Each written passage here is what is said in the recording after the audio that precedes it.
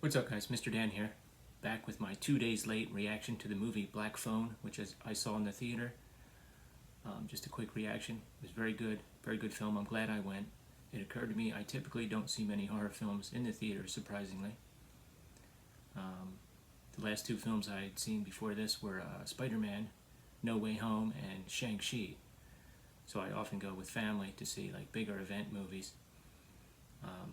This film didn't disappoint, but I do want to not give a spoiler, but maybe sort of help you modulate your expectations a little bit. I was under the impression that this film has so far has been well received and universally liked, and I was on a stream yesterday and some people had some other opinions, so I think it may be about expectations is what I'm saying. First of all, it's a well-made film. This is directed by Scott Derrickson. It's very good. James Ransone has a part in this. He played the deputy in Sinister, directed by Scott Derrickson. This is a well-made film. It takes place in the 70s in Denver. I don't think they filmed it in Denver. I forget where, but it looks great. It looks like the 70s. Pinball machines, arcades, chain link fences around the homes, the clothing. They did a great job with that aspect of it. And it's I think you know the basic story from the trailers, and it's done well.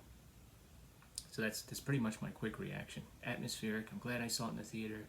I think there was some, particularly with the sound, there was some like whispering and some very detailed sound effects that I picked up in the theater that maybe I wouldn't be picking up at home.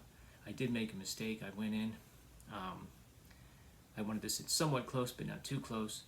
The row that I picked, now I know, row D, this, they got the deluxe seats now, but there's a wall behind the seats. I couldn't, so those seats don't recline.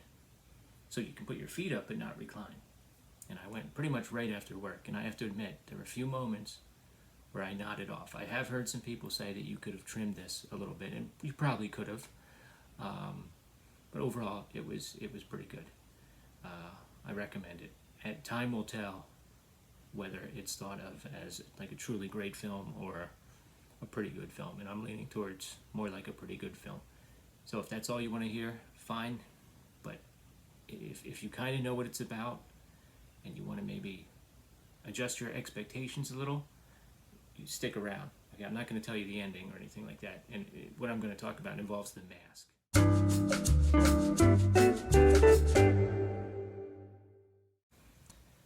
The focus here is on the children, okay? The supernatural elements revolve around the children. And the acting by the children, by the way, is phenomenal. Mason Thames and Madeline McGraw are great.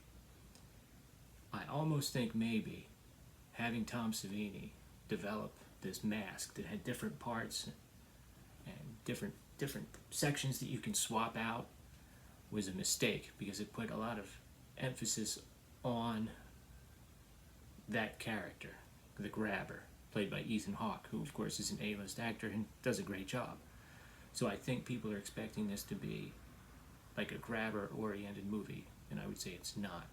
Maybe they would have been better off making him like a plain schlub, like when you see pictures of these guys that do get arrested for this kind of stuff. That's a lot of times that's what they look like.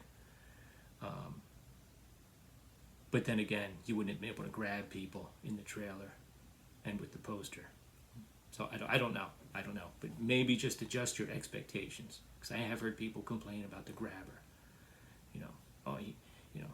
It's basically just a cool mask, and he doesn't do a lot. Right? Okay. The focus is on the kids, is my point.